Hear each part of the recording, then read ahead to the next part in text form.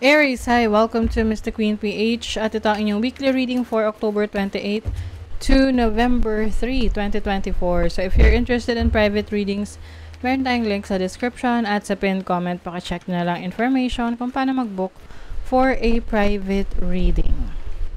Ayan, let's see what's coming to you ngayong week na to.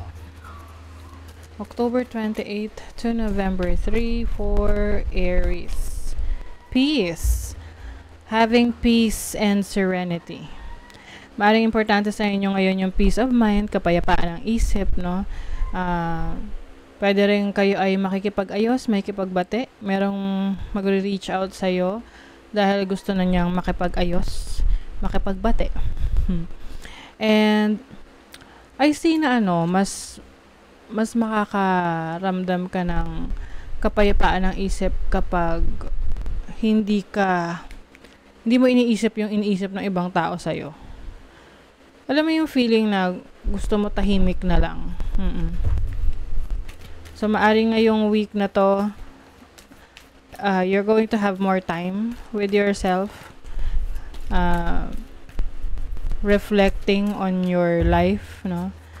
Meditation, ganyan. So, importante sa inyo ang peace of mind. You also have inspiration. So this week, maaring merong reason para ma-inspire ka. Maaring may mga naging successful kang mga plano, mga goals, na yan yung nag-uplift sa'yo. Yan yung nag-inspire sa'yo. So pwedeng meron ka ring inspired action na gagawin na parang feeling mo, this is the best time to act on it, na gawan mo na ng action. And then harmony, so this is balance in your life, tamang oras at panahon sa mga importanteng bagay sa buhay mo. Tinan mo, peace and harmony. Oo, so ngayong week na to, kalmado ang week na to for you, Aries.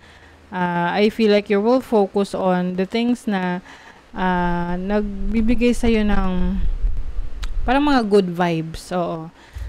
Something or someone that inspires you. This can be your job, your career, or a person in your life na yan yung nagmo-motivate sa'yo para magpatuloy sa buhay. Let's see what else. You have the 6 of Coins. I see mga pwedeng may contract signing, merong meeting related sa trabaho. Maaring may ka-meet up ka na pwedeng business na deal, no? Meron kayong business deal. I also see someone na makakuha ng tulong, especially financially kung kailangan mo. So, kung ngayong week na to, nag-aalala ka, kung meron ka bang sapat ba yung meron ka, no, for your needs, don't worry kasi as long as you are willing to ask for help, yung handa ka humingi ng tulong, mayroon tulong na darating sa'yo. You also have the 3 of Wands, which is expansion. This is growth. So may pag-unlad.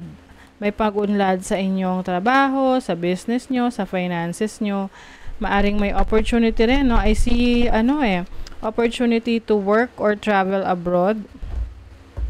And then, kung may bala ka na to go international, so example, meron kang local na business na iniisip mo kung pwede mo ba siyang gawing international or i-push sa international market. So, I see an opportunity for you. Parang meron ka rin gustong puntahan. I feel like there is someone ngayong week na to na mangangailangan rin ng tulong mo at hindi ka mapapakali nang hindi napupuntahan tong taong to para tulungan siya. You have the 9 of Coins. So, financially stable ang week na to para sa inyo. Your needs are all met. Maaring meron kang goal for this week related sa pera, related sa ipon mo, related sa trabaho mo, or goal mo sa business mo na finally matutupad mo na, or baga na na-hit mo yung target. You have the Magician, which is someone na napaka-talented. So, I think, Aries, you are tapping into your talents, your skill set.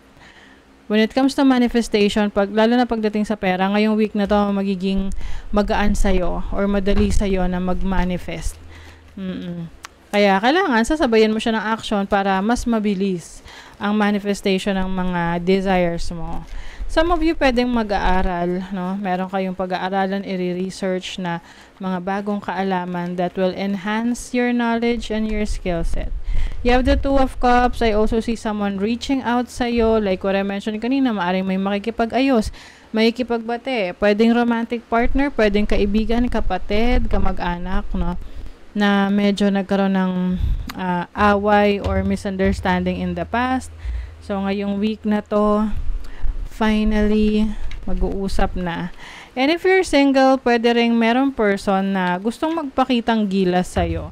Or maaring mai-inspire ka or magkakagusto ka sa isang tao na very talented, no? Nakita mo kasi yung talent niya, tapos from there, dun mo siya nagustuhan. You have Saturn in Aries in the first house. So, you're going to take a risk. Kumbaga, mas ano ka ngayon, action-oriented this week, na meron ka mga gagawin na kahit na sa tingin mo medyo alanganin, gagawin mo pa rin. Kasi para sa'yo, kapag ikaw ay nag-take ng risk, mas malaki rin yung chance na malaki rin yung gain mo doon, yung makukuha mo. You have Mercury in Aquarius in the 11th house. You are widening your network, Aries. Marami kang mga bagong friends, connections that will help you improve your finances or magtutulungan ka niya na mas maging sikat or maging successful sa trabaho mo, sa career path mo. Maari ring, yung iba, maaring meron kayong mga kakausapin na mga potential clients or buyers, lalo na kung meron kayong ibebenta na property. Oo. Kasi pwedeng merong may interesado sa property ninyo, kung meron kayong plans of selling your house or selling your car or any product, any kahit business, let's say TV, phone, na kung ano man yung kailangan mong ibenta. Okay, so your money, career, finances, wow, may rewards daw. You are going to receive the rewards of your hard work. Okay? Because your hard work is paying off. And marami ka rin nakukuhang attention ngayon sa community mo, sa area mo, sa field of work mo, dahil sa galing mo. So, pwedeng ikaw ay very popular dahil sa top performer ka sa trabaho or magaling ka sa field mo. Especially if you're in social media influencer, content creator. Ayan, so maraming opportunities na mag-open for you para mas lumago pa kung ano yung meron ka ngayon. So, some of you, pagdating sa relationship, mukhang hindi kayo ganun kasaya. Kung kayo may relasyon ngayon, parang feeling nyo, hindi kayo na nag-grow sa situation na to. Maybe because your person is limiting you. Yung parang laging nakakontra sa mga plano mo or hindi naniniwala sa kakayanan mo. Kaya parang feeling mo, mag-isa ka lang kahit meron ka naman talagang karelasyon. So, medyo mahirap nga yung ganyang klaseng situation kasi kaya nga partner 'di ba? So, ibig sabihin, ang expectation dyan, your partner will support you sa mga gusto mong gawin. But of course, ikaw yung makakaalam niyan kung kailan yung best time na umalis para palayain mo yung sarili mo.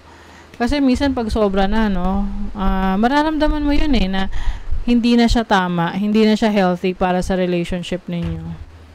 And if you're single, maaring you are dealing with someone na hindi ka kayang panindigan. Okay? So, kung non-committal tong person na to, edi iwasan mo na. Pero kung okay lang sa'yo na wala siyang maibigay na commitment or label sa relationship, then go ahead.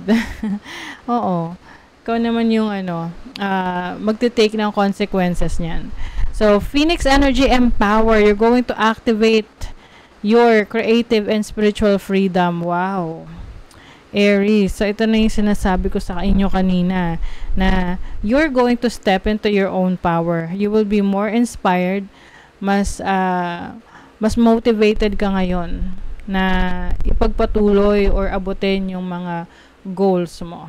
Okay? So, that is your reading, Aries. Thank you so much. Bye.